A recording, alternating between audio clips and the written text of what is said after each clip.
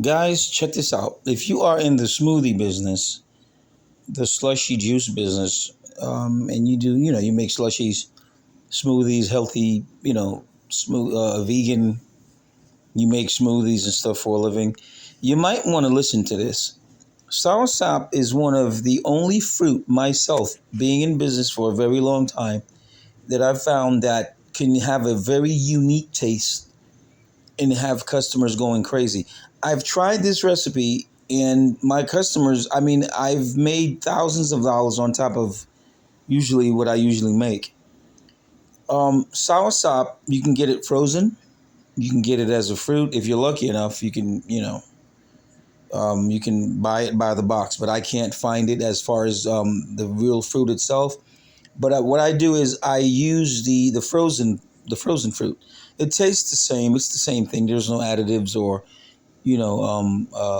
any other chemicals that's added to it. All it is, it's just frozen pulp, half the work. What I do is I blend it. I add salt, sugar. If you don't want to add sugar, you can add condensed milk and evaporated milk. When you serve it, you can serve it with crushed ice. You can make ice cream out of it, and it's very healthy. Soursop is a healthy fruit. You can look that up. But um, when I came up with this recipe, my markup actually was thousands of dollars. I mean, more than I was making with the regular smoothies. I mean, soursop you can mix it with mango soursop. You can do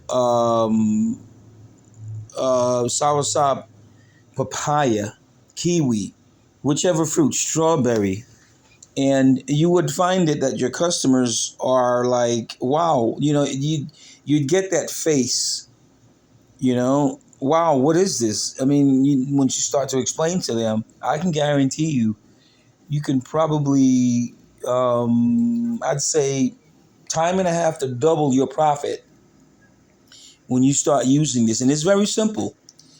Evaporated milk, soursop, blended, a little bit of salt, sugar, and nutmeg. Do not forget the nutmeg, guys. Do not ever forget the nutmeg in your smoothies. And you're not going to tell your customers what your recipe is, but basically, if some customers, you might say nutmeg. What is that? No, just add it to it, and then just give them a taste.